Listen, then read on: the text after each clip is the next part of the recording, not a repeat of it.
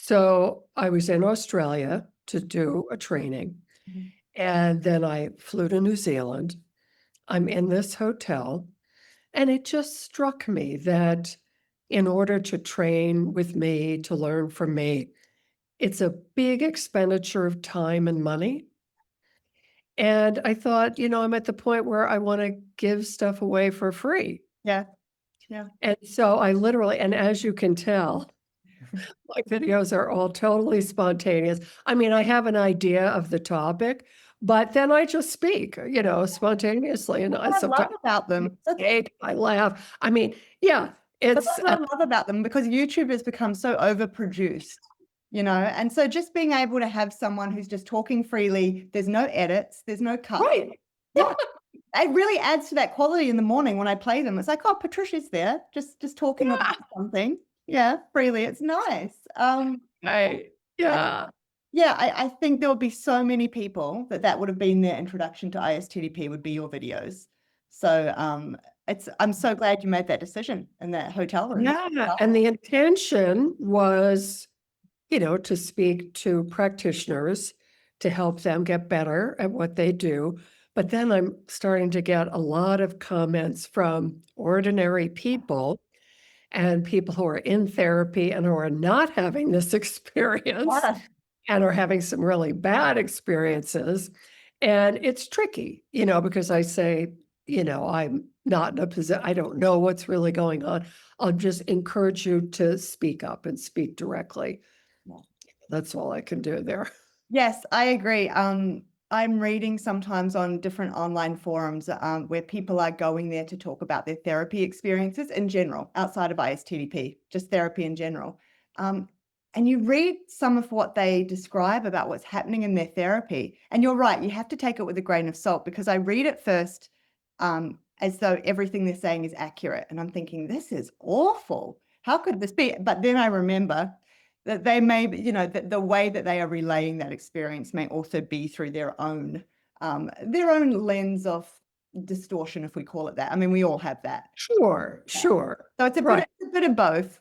And so I think that's always the right advice, though, is just, well, you could speak up in your therapy and you could Because they'll say, oh, I've been feeling this for 3 years, right? But right. never told them. I'm like, that's the whole point of therapy, I know. right? Is I to know. speak up. But yeah, there are really horrible things that happen. There was just, I don't know if it was a series or in the New York Times, they had asked people to write in about their experience, and literally, like a therapist who's on their exercise bike or eating, I mean, outrageous Wow. things. And I have even seen that on video. I mean, Wow. so some of it is truly awful. Yeah, I agree. And Yeah, I think the switching to online probably there's an invitation there that it's a slippery slope. The frame starts to break down and people are it just, is. going about their daily life while they're trying to do therapy.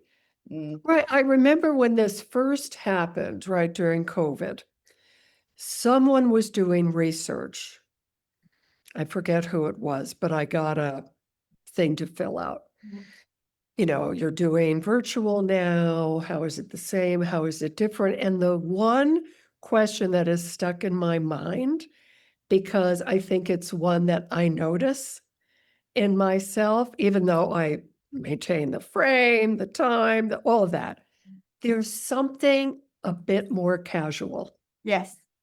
And I realize sometimes I'll self-disclose or, Yes. it's nothing terrible, but it's like I probably wouldn't have said that if I was in the room. I mean, it is a funny thing, and to be mindful of that. I wonder if that's because we know that the whole body's not visible, if that makes sense. So even the way I'm sitting right now, I would never sit like this if I had a client sitting Well, opposite, because I'm like, up with my legs oh, right. there, and there's something about, they can only see this.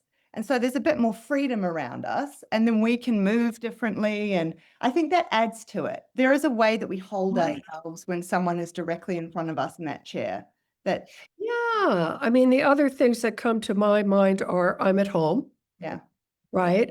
So there's something about your context. You go to work, you're at your office. you assume a certain role. Yeah. And I also, will be talking to my friends in the same space, which I would never do in my office. So setting does matter. Mm. And I know quite a few people who are really going back Yeah. to the office and in person if they can. And people are starting to ask for that. They're saying, oh, can I come and do a block? So it's interesting. There's a fatigue as well. I experience it. There's a particular kind of fatigue I experience if I do too many online sessions. This sort of Uh-huh. paying attention to the computer screen, even though it's a person, it's not quite a Right. person. It's a person through a computer screen. It's quite different somehow Right. conceptually to having the person there in front of me. Yeah, I noticed that at first. Mm, I don't anymore. I think I've gotten used to it. yeah. But the other thing that I discovered, and it was through something that horrified me. So always when I saw patients, I'd be 100% present, engaged. I never took notes. I mean, I'm videotaping. I don't need to take notes. For Exactly. some reason, without even consciously intending to, when I was seeing people online, I would start to jot things down. Oh. So I don't know but so what happens, at least to me, but I think it's more than me, when you do that, your working memory, you're not using it. And that's one of the metacognitive Yeah. factors that distinguish the best from the rest. Like I was always keeping massive amounts of information in my mind. And so it was with Mhm. someone I was seeing, I asked something about something that she had told me that was really important, and I didn't remember it. And I thought, what the heck is going on? And I really looked at what was it personal about her? No. And then I realized, you know what? It's because I'm writing the darn notes. And so I stopped that because if you're processing it, and then I'm not going to forget it. Mhm. So, Absolutely. That writing notes is one of those key examples of something that's very counterintuitive. We write the note because we think it's going to help us to remember, but in the act of writing the note, we are not attending in a way that will help us to remember when we need to remember. right. Like it doesn't Yeah. actually go in. We put it on the piece of paper, and unless we look Set it into your intermediate memory, yes, right? Oh, yeah. Yeah. that comes with the experience, I think, of trusting the process, which will link actually to why I'm so interested to speak to you today as well, is Okay. about the creative process in your painting.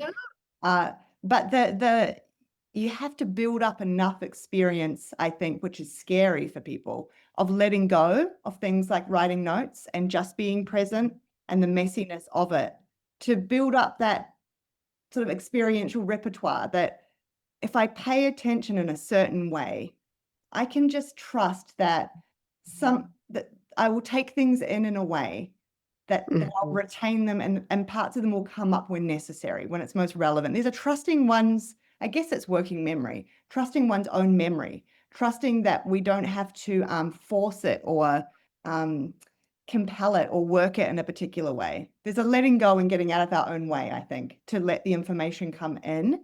But that takes a lot of experience to get there. And Right. You have to be willing to do that, right? It's use it or lose it. So I don't think you can write notes until you're confident and then you can give it up. I mean, luckily, I was trained analytically. I would never take notes and never did from the start. So you're training from the beginning to be present, to listen, right, to remember. And then also, the other thing that I know I'm good at, and whether that's innate and then experience or what the mix is pattern recognition. yeah, So I will just see, well, wait a minute, isn't that really the same thing? And a lot of other people, when I'm training, they don't, right? Until I say, look at that pattern. But these are two of the really significant metacognitive skills that distinguish the best from the rest. I agree. And actually, in finding ISTDP, I finally found a home for my ability to recognize patterns where other people weren't seeing patterns.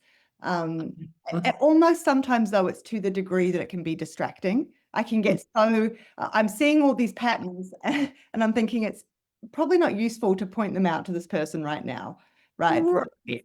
The discernment between, oh, pattern, oh, they use that phrase again. Oh, that's just like what they said Exactly. about their mother, or I can see it all and I have to still stay with the person. Where's this person at? As opposed to sometimes I just want to impose on them, I guess. Look, I saw a pattern. Exactly. I saw a pattern. Yeah. Right. So the general, of course, there are always exceptions, but um of asking and not telling. Yes. Right? So is there a link here? Are you seeing a pattern? Yeah. Um, Yeah. or like suddenly when you were talking, I just remembered again, these files come up from a session probably 30 years ago. It was a first session with a woman who had been horrendously abused. I mean, to this day, I think it's the worst case I've ever seen. But she had this memory. Which came first? It was putting somebody in a rocking chair and tying them up. But it was the second time, and I said, a rocking chair? Right? It was so specific. And then she was able to go, oh, it's that. Yeah, just to even repeat the word to her rather than to say, look, I saw a pattern. Right, that's the same. Right. So again, that us being present, attentive, but not in the driver's seat, Yes. right, is so important, and as much as possible to have the patient develop the awareness, Yes, right? When exactly. it's there, like that woman, what do I call her? Oh, the woman under the influence. Um, so she had a long history of substance abuse, suicide, hospital, all that stuff. Anyway, so there's this huge breakthrough in the T, and then there's a link to the P, and then she sees how she has repeated this, and she said, I just connected that. I just connected that. I just connect 3 times, right? And this is a woman who felt like such a passive victim in life, and it was this experience of mastery. Like, I did it. I see it. And that's so important because that's one of the factors that when we look at long-term follow-up, Yeah. people developing that sense of agency is so crucial. And if they don't, and they think they're better because their therapist was so good, those are the people that tend to relapse. But if they realize, well, I worked really hard and I discovered this and I shifted that, right? It's much more likely to be lasting. Yeah, exactly. Exactly that. That's as you were talking about the uh the softer ways to help someone see the pattern that you might be starting to see, the inquiry. I was thinking exactly what you just said, that otherwise we rob them of that experience. If we jump in and say, look what I just found, then it's all about us. We're the ones that did it.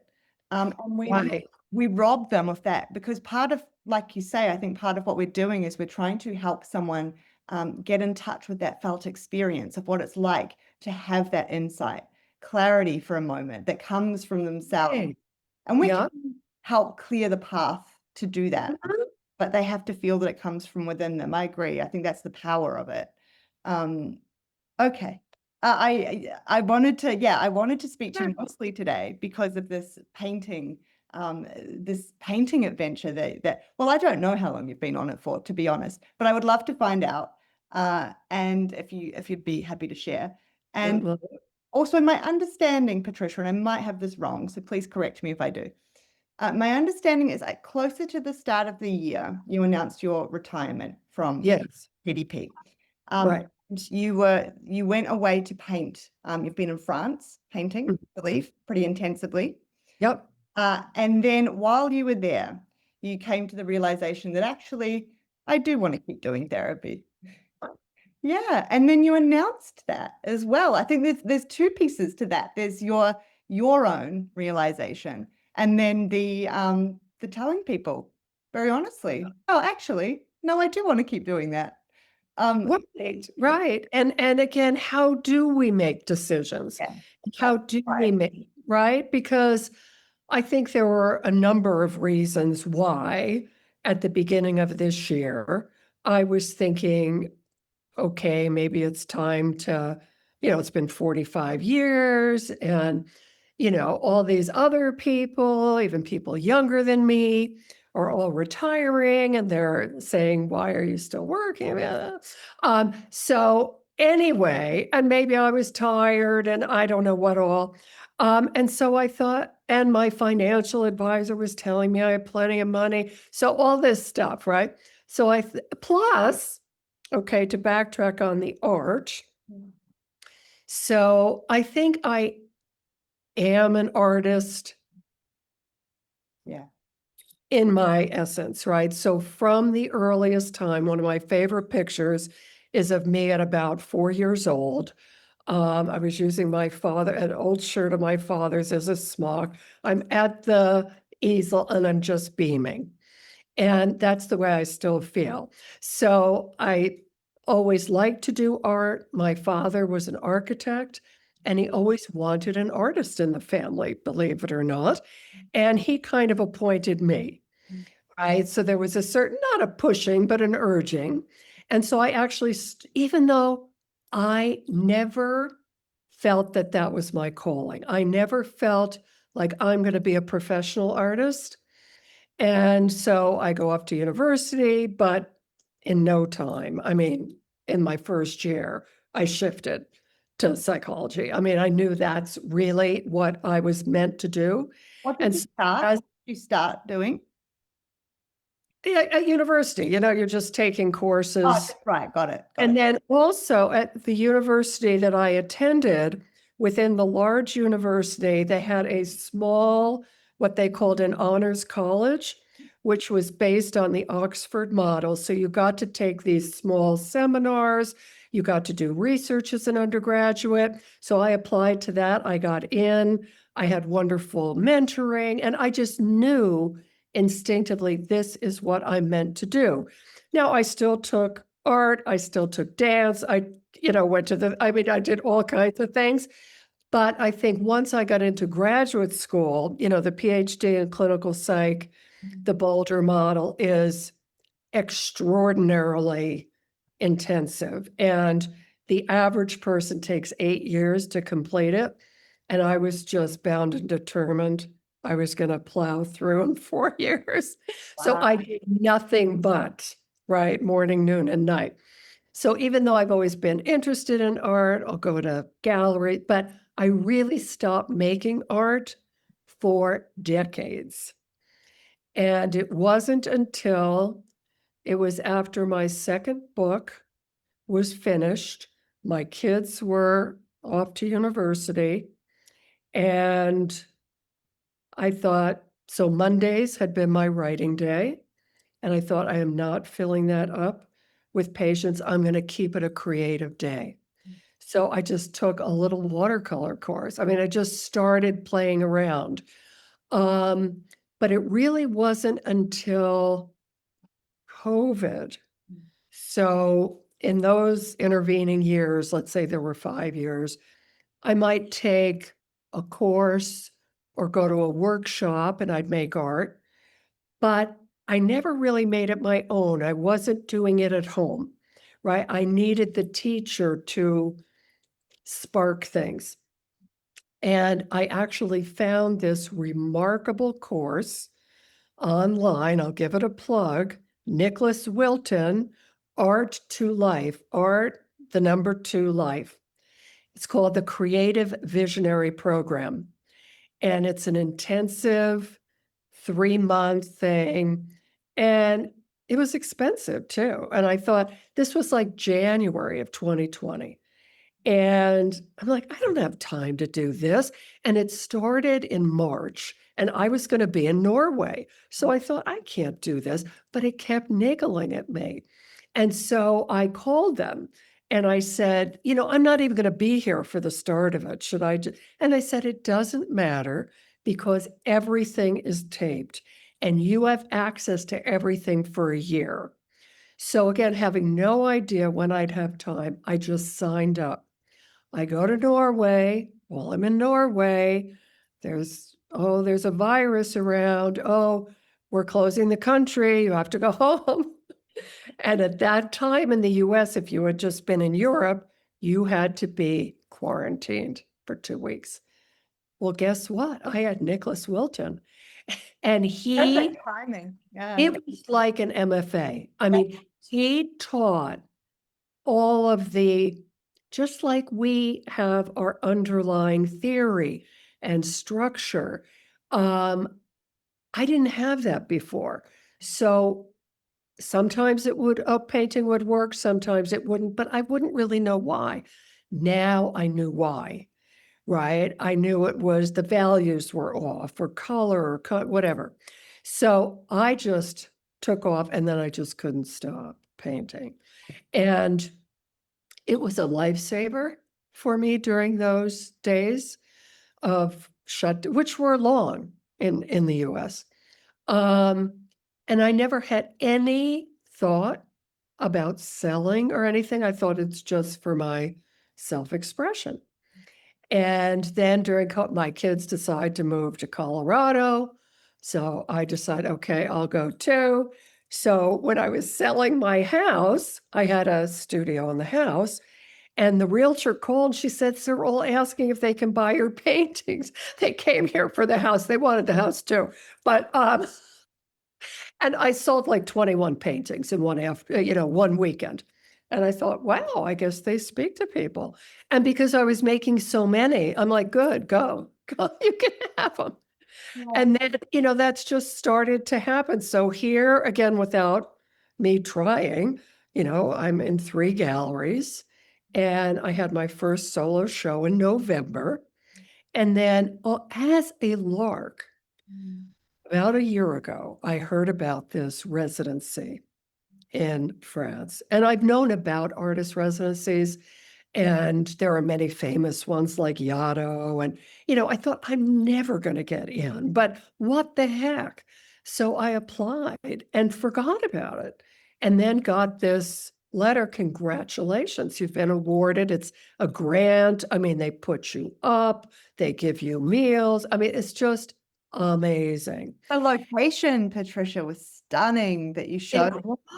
It was heavenly. So I was also feeling like, oh, the universe is telling me, right, that I should shift. And so I had this idea, okay, now I have something new I can dive into, so I can let this go. Yeah. So that was my thought. But I am not somebody, and I don't think most of us are really, who make decisions rationally. That's right.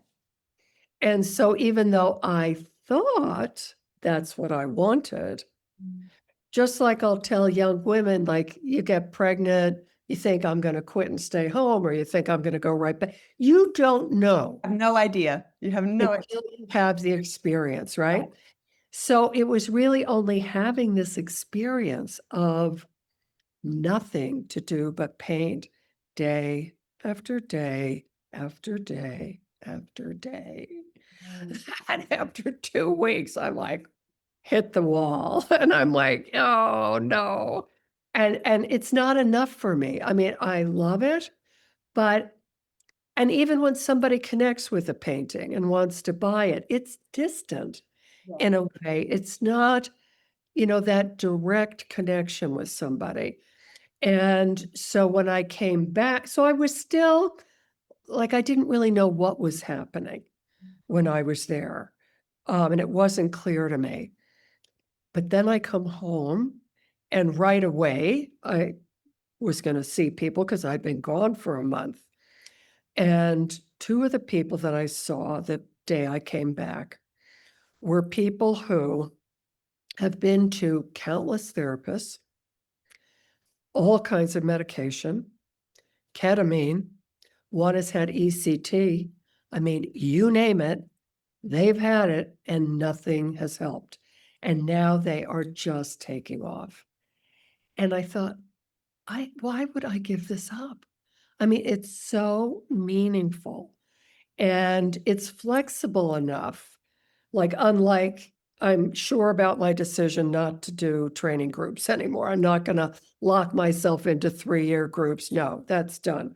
But this is flexible enough. And then I also realized that for me, the balance is so good between doing this and painting that just doing one or the other doesn't quite do it for me. They really feed each other. Yes. Yes. Oh, Yeah.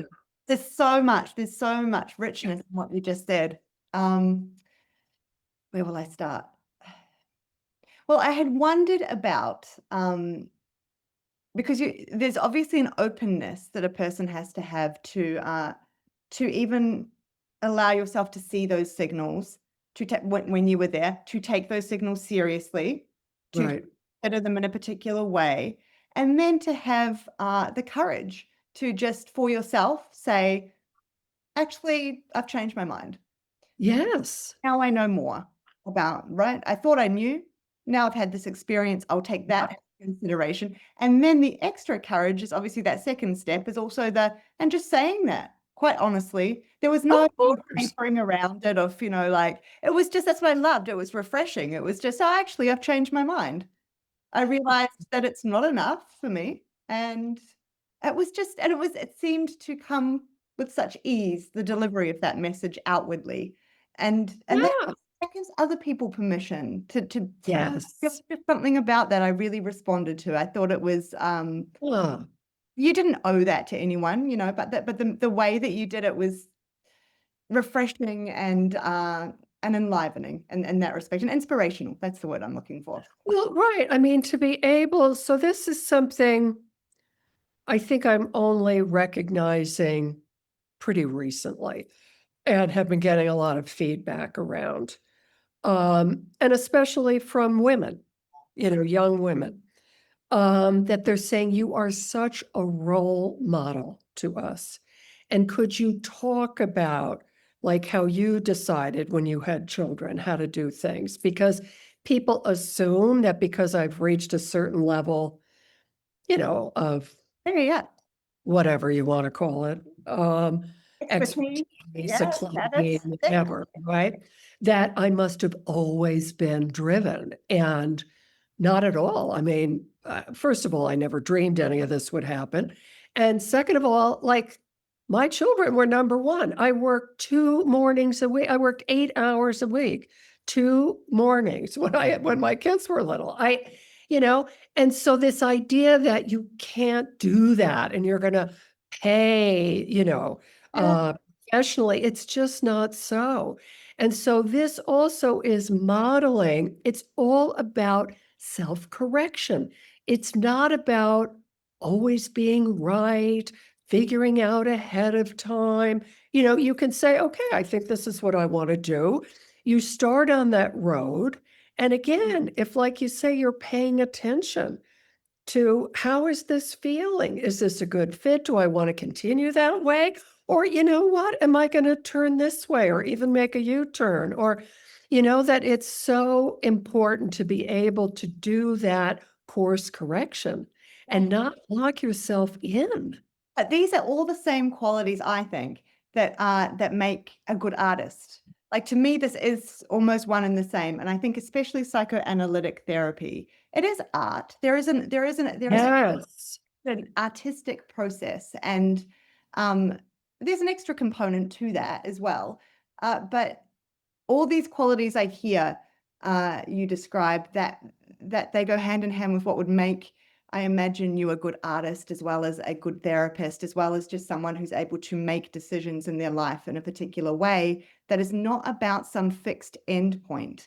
It's just the openness that I'm going somewhere and a sort of trust in it, but I can't know it from this vantage point. And so you have to be open and curious along the way to all the signals. And so much of what happens, I think, is we're trying to close down certain signals and just pay attention to other ones because those are the important ones. And Right. when I was thinking about decision-making processes, like what's happened for you with Mhm. retiring, they're not, and just my own, when I make a decision about something, uh, how much of that I think is informed by, or we're prepared for it more, perhaps because of ISTDP. So what I mean by that is some of the key principles around being able to hold complex mixed feelings together, not having to, right? The foregrounding emotional honesty, making a stand for one's agency and autonomy, being flexible. Yeah. Being Mhm. able to stand up and say those things, even though it might be the thing that makes other people feel uncomfortable around us, or they don't understand why. But the difference between noticing that in the other person and how we might feel about that versus what feels authentic to us. I just think Mhm. all of these things, for me, that's what's so different about ISTDP, is that those things are in focus. That's part of what we're doing with someone. At least Mhm. that's how I see it. And those are also the same things that have helped me to feel that I am living more authentically when I am, obviously. So it kind of goes hand in hand. I think the same principles that we're probably doing in ISTDP therapy are hopefully the same principles that are helping us to be able to make our own decisions as well, just as people in the world. And I think are also part of the artistic process, that openness in a very particular way. So Mhm. I hear all of that. Or maybe I would even just say a creative process, Yeah, that's it. because sometimes when we say artistic, again, people have a narrow definition. They'd say, "Oh, well, I can't draw or paint," or they have a narrow, but you can live creatively, right? You can cook creatively. I mean, it's a way of being, so it really infuses everything, right? From how I put my house together, a meal together, you know, how I do therapy. I remember, again, being in a hotel somewhere, probably Scandinavia. I had been teaching and training all day and came back, and I was watching, there are these interviews. What is the guy's name? He's a very strange looking guy, but it's called the Actors Studio. I know the It one. Yeah. Okay? He is an incredible interviewer. He gets everybody to cry, whether it's Al Pacino, and any tough guy. He goes deep, he goes into the childhood and so on. So anyway, this day he's interviewing Tina Fey, and she got her start in improv. Mhm. And she was talking about the rules of improv. And one of the rules is you can't say no. So if you're in a dialogue with someone and they say, "Oh my God, it's snowing," you can't say, "But it's not snowing in July." I mean, you say, "It's snowing in July," well, whatever, you have to go with it. And for some reason, again, a light bulb went off because so many of my trainees were saying no to their patients all the time. "No, that's not a feeling." What, you don't say, and I'll say, "Okay, that's a thought you're having. And what's the feeling?" Right? So first of all, it's like a yes, and you're not making the person wrong. It really has a very negative impact on the interaction. It And closes a person down, doesn't it? Closes a person down because it's like whacking someone saying no. Totally, exactly.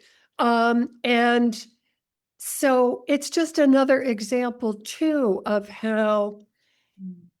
immersing yourself, not just in ISTDP, right, but in film and literature and art. This is so important to your development, and then using these ideas from other sectors, right? And that's where the creativity comes, that mix. And again, whether it's painting or psychotherapy, there has to be a certain structure. There are certain rules. Now you can break them sometimes, but and yet using them creatively and flexibly is really, that's where the art comes in. So it really is art and science. Yeah. comes together in psychotherapy for sure. Yes, I agree. And yeah, there's a complexity piece to all of this as well. Like that Mhm. when, if you don't mind me going back a little, when you were in France and you're painting every day, what are the indicators for you? If I put it in that, like, how do you read the signals inside that let you know something's not right here, or like what's that experience like for you, and how do you Yeah. decipher what's going on? Yeah. So one of the major ones for me is just my energy level, right? So is something energizing me or draining me? And so, I mean, I literally like hit the wall and I was suddenly very tired. And at first I thought, okay, I'm tired. That makes sense. I've been painting like a maniac. I mean, I made so many paintings in those Oh, 2 weeks. you did. So I thought maybe I've just worn myself out. And I thought that's fine. I'll just go for walks. I can do little watercolors, no pressure on myself. Right. And then I also had this revision of my first book that's due to Routledge asked me to revise and update it. And so I thought I'll just do that. I'll do some writing. But it hung around. Mhm. And so it was just some kind of funk, I would say, like low energy and confused. Yeah. So I was not clear initially what is going on here. And again, I trying to figure it out in my head is not always a good way. Yeah. So I thought just, and then because when I did that, which is not typical of me, like overthinking or trying to run ahead to the future. And I just said to myself, stop, just be present. It will become clear to you. Just live it. It's okay. So I tolerated not knowing for a week or 10 days, just feeling confused and kind of in a funk. And, And and trusting though, like that's why here there's an ability to tolerate with some trust that sits under that something will come, something will shift. oh, I know it will. Yeah, that's Right. that's Yeah. that confidence is so key. Mm. And just look in your own life because I think we have an inner wisdom and an inner knowing if we can listen to it, right? And get out of our head, the shoulds, the supposed tos, that, and really listen, to your heart and soul, basically. Um, and so I know if I'm quiet and I give it time, that will emerge. And I also know I've had enough experience in life that if I ignore that or I override it with reasoning, it never works out. Okay? I've had enough. Rein Like, something in that's yeah. But so this is always I mean, I live much the same way. That this has always been very quite innate to me. I don't know where it came from. It's not really part of my family system. I've always just trusted in the waiting. mhm. And I don't things seem to work out for me in that way. When something comes from it, something arises from it, I can and there's a clarity. I love that you're using the word clarity because that's what it Right. feels like. Um, and I've been confused before to the point that I lose sight of that for a moment. Sure. But it's always been with me. And so when I meet people and that is they can't fathom the idea of that. They can't tolerate sitting with that. They need to know right now. And almost that's a sign of maturity that you know right now and you make a stand right now. They don't that Right, and sort of, using your will but then you're forcing something. Right? And trying to make something happen. So, yeah, I just had, I guess, like you're saying, faith that it would become clear to me. And literally within 24 hours of coming home, I knew. Yeah. And it just Uh, sort of came to you? You just felt I mean, it was just so clear, like, yeah, I just had a couple experiences of, yes, this is it, right? I love this. There's no reason to give it up. I don't have to do it all at once, right? I can give up trainings and still see people individually. I mean, it maybe that doesn't was it, be, really. Like maybe that was the bit that it was time to say goodbye to, right? For you to be able to have, yes. focus on these parts. Yeah. And again, these ideas, I think I had the idea, and I've seen so many of my colleagues do the opposite, right? So the trajectory would be you stop doing clinical work and just teach and supervise, right? You become that authority. And so in the past, I would have thought that's probably what I'll do.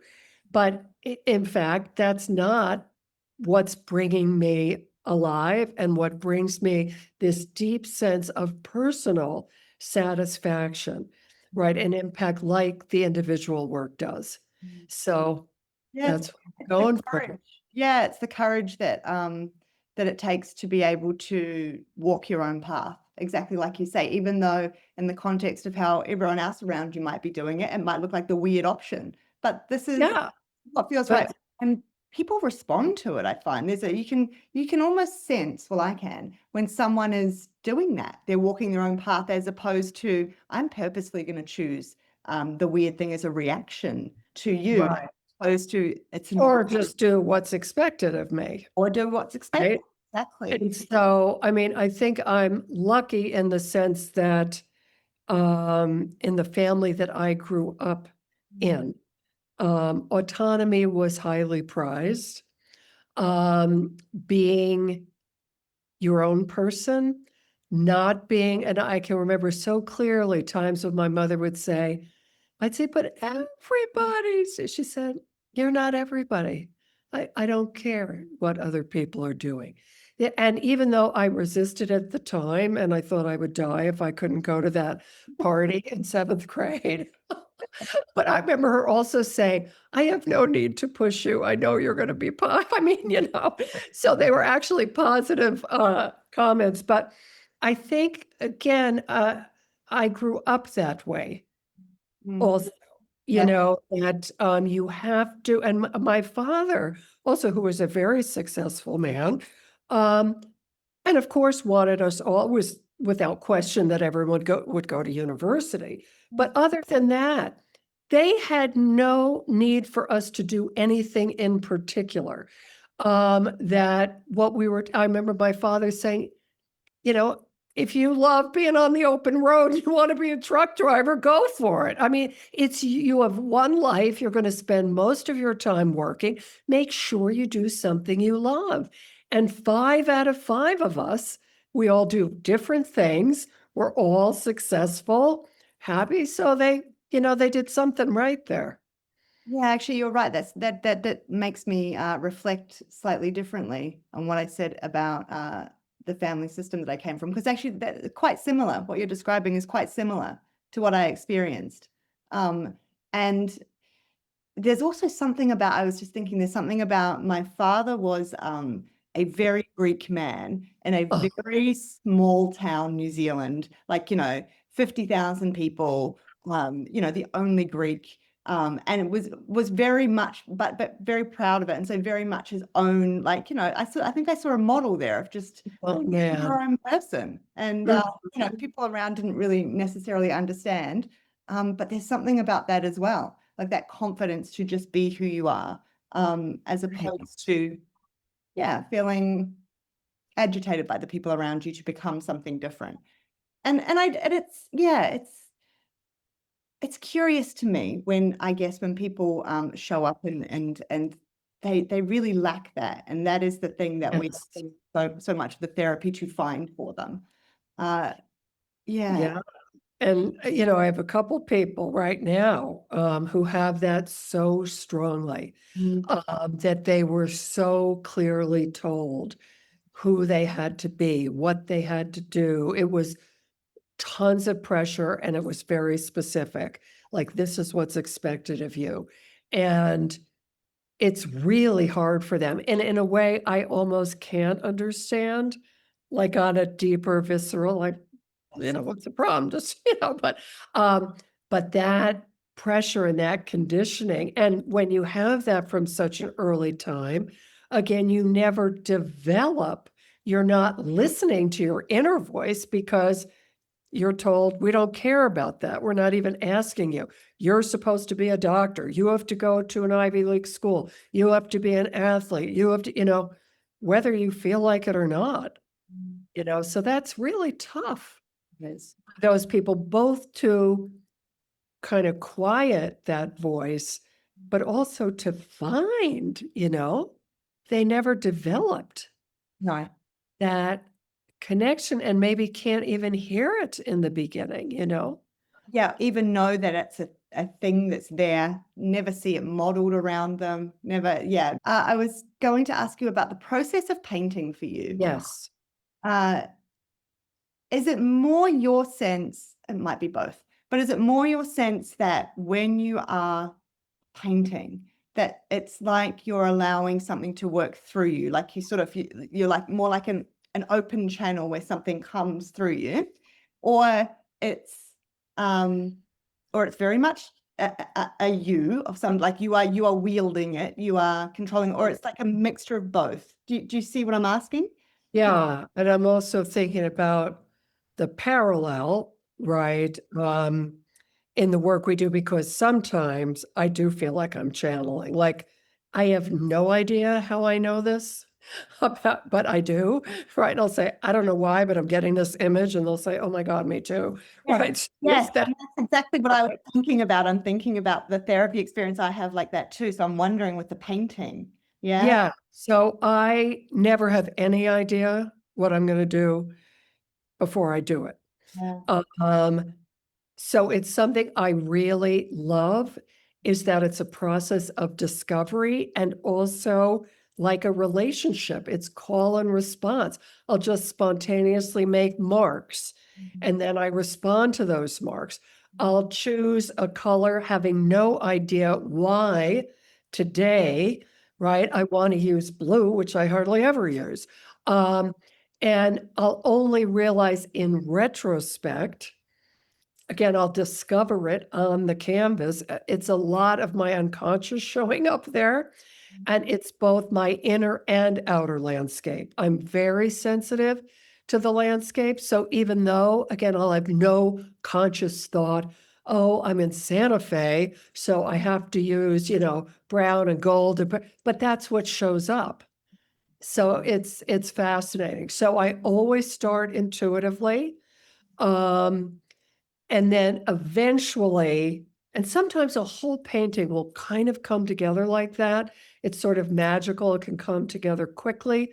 And there's what you have to learn is not to overwork a piece. You can Yes. do something, right? And Knowing when to stop. exactly. So it doesn't matter that it only took you an hour, right? It's just leave it. How do Other you times how do you takes know? weeks. Yeah, how do you know when to stop? Again, people ask that all the time. It's just an intuitive knowing. And I had a teacher that said, just generally speaking, stop at 80 to 90%. Yes. And then let it sit, because you might go back into it a week later, but not now. And so one of the other things, which is interesting, and maybe there is a parallel, I never just work on one piece at a time. So again, not a good idea, because you get too invested and you can overwork. So doing series, like having 3 going at a time, shift from, I'm getting stuck here, go over here. And it's the same with patients. Like you don't want to, I have a couple of trainees who, for various reasons, mostly psychiatrists, who again, they're having to do med management and all this. They only have 2 or 3 psychotherapy patients. It's terrible That can't be because healthy. That can't be healthy. it's you can't learn. You have to have much more experience. You have to, again, spread out, not be too invested in this one going this way and being successful. And So there is a parallel there, right? And having, Yeah, one way I don't know, I'm just thinking about this for the first time, but I'm imagining someone who only sees one patient. And my mind goes to this image of almost being swallowed by that process. You would just get swallowed. You could just get swallowed up in it, as opposed to it being a part of what you do. I don't know if that makes sense, because it is a well, different yeah, relationship, but obviously a therapeutic relationship. I mean, it's from forever ago, long before ISTDP, it was always advised that you never do that. Right. Right? It's dangerous, right? You Well, know, that's blew my mind when I thought that sounds really like it could be so unhealthy. Yes. right. So spreading it out. And then, so again, usually at a certain point, then you become intentional. You look at what's working and what isn't, right? What needs tweaking and what does it need? And again, you want to use that process in therapy too, where, you're in it, you're experiencing, it's call and response, but then you want to step back and say, okay, we've had 6 sessions where what's working, what isn't, right? And then you want to be conscious and intentional too. Yes. I write poetry. I've done that since I was about 9. Wow. And I just have stacks and stacks of notebooks. And it really does come to me. Sometimes not so much. Sometimes I really do have to sit. And it does feel much more intentional, and I really want to work it. But there are times when the words just fall out and I really don't know where they're coming from. And I was thinking about what you were saying about when you know your painting is complete. And sometimes what I experience with a poem is, because it's the same thing, I could tweak those words forever. I could, Right. but there's something about it's the stepping back, metaphorically, but also physically, actually stepping back, seeing the words. And there's almost a smile that I have that just Yes. smile. It's like a completeness. There's something there and it's a smile. And that usually gives me an indication that's enough now. It's not the same thing as saying that there's nothing inside me going, well, I could go in there but it's a knowing enough. It's almost like a voice that comes to me, like that's as it should be. It's a really interesting experience, and just hearing you talk about the painting allowed me to reflect on it more.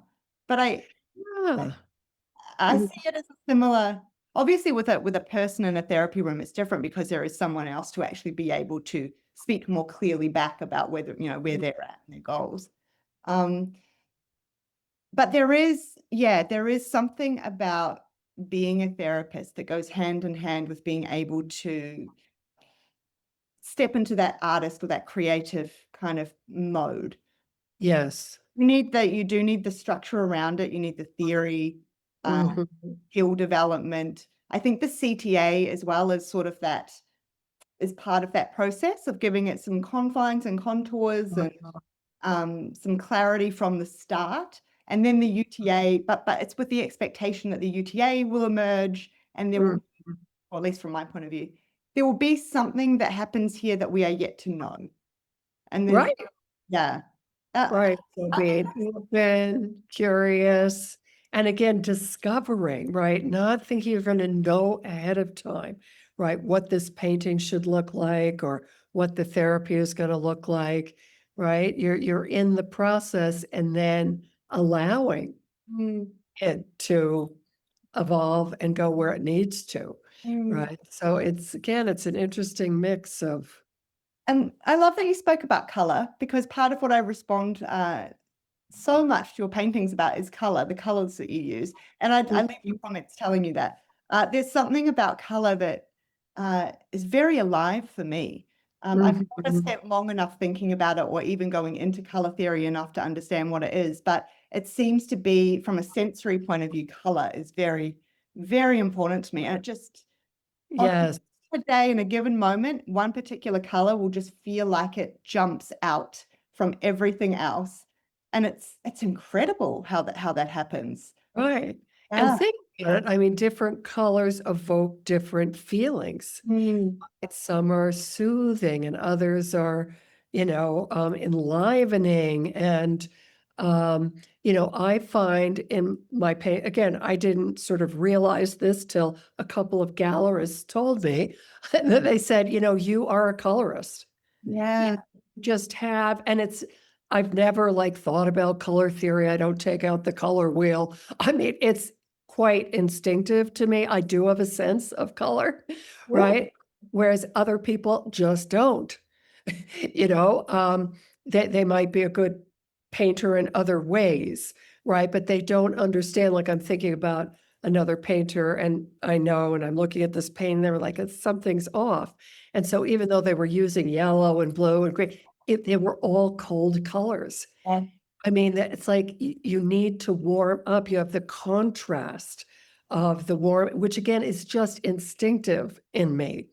And yet, after doing some really colorful paintings, I then do very neutral Yeah. painting. I also love subtle neutrals. Yeah. And so, again, it feels to me, and I even in my first artist talk for this show, I started, with Freud's statement that we are so made, we feel in the contrast and not in the state of things.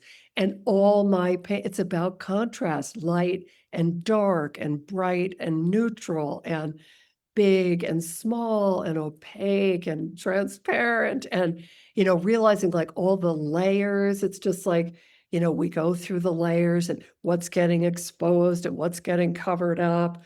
I mean, there's a real parallel. There is. It's such an analogy of the whole. And you mentioned contrast, and what keeps coming to my mind as well as you talk about colors and the way that you hold them and bring them together is again this phrase of complex mixed feelings. Just our ability to tolerate and hold sort of multiple things at once and not. Yes.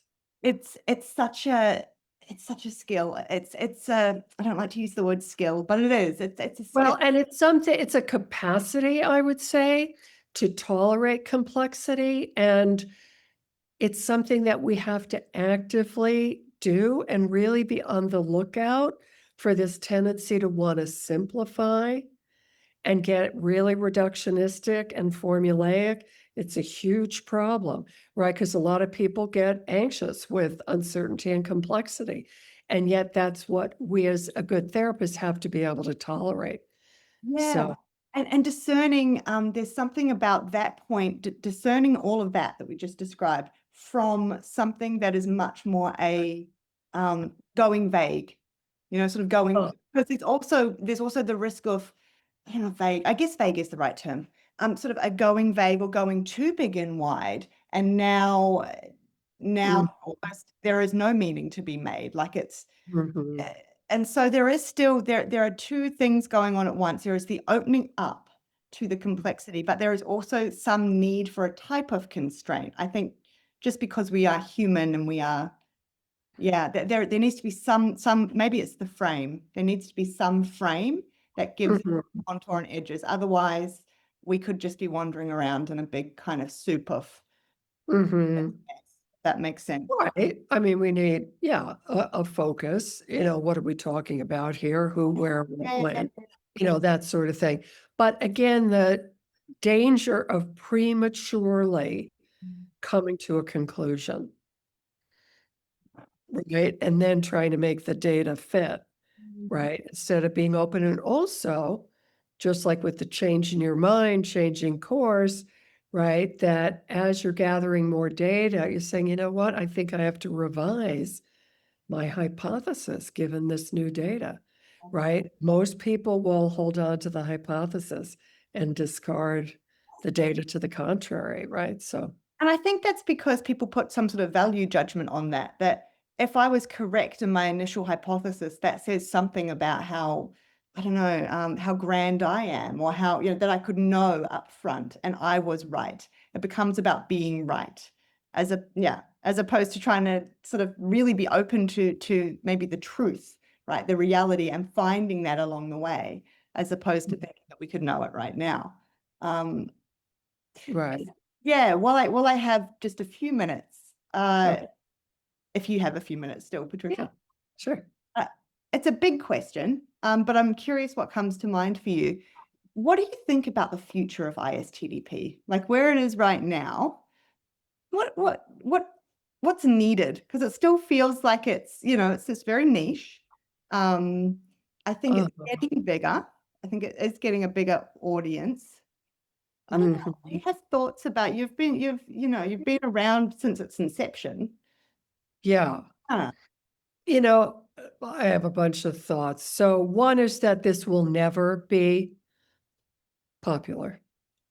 Um, Davanloo used to say, ISTDP is to psychotherapy what surgery is to general practice.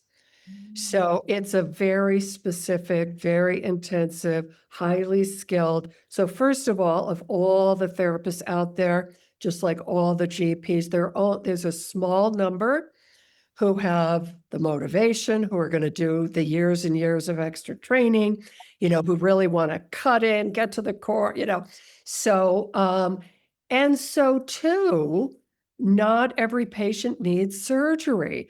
So this is the other thing, right? Maybe they just need diet and exercise. Maybe they need some medication for their heart disease, right? Not every, so that's the other thing, to be able to assess. You're not just, oh, I'm going to do this, big intense thing, whether it's needed or not, right? So to assess who needs what. And so I think there's quite a large group of patients who's hungry for this. They're sick and tired of medication.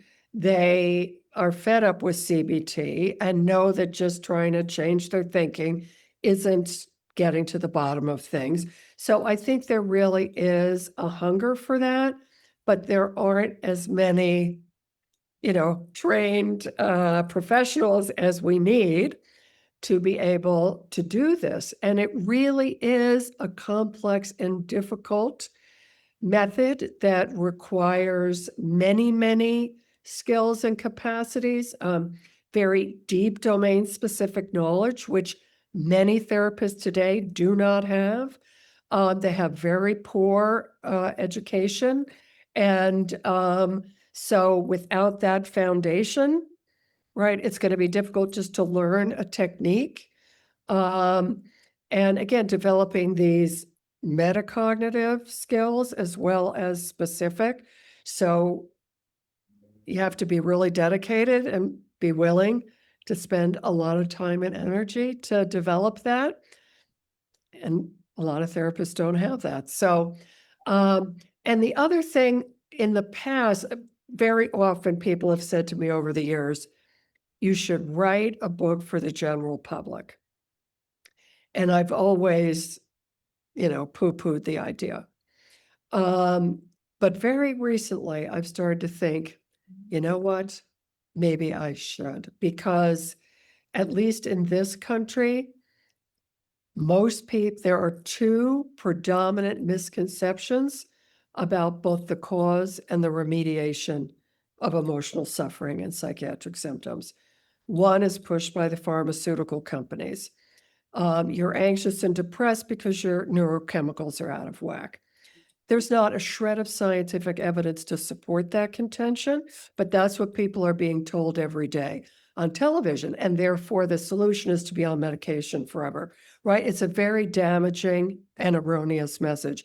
The other one is that we are all suffering from the effects of massive emotional trauma, right? And that we're terribly wounded and it's going to take forever, but probably we're never really going to heal, right? And you have all these people, We're I all don't know, victims. We're all. right.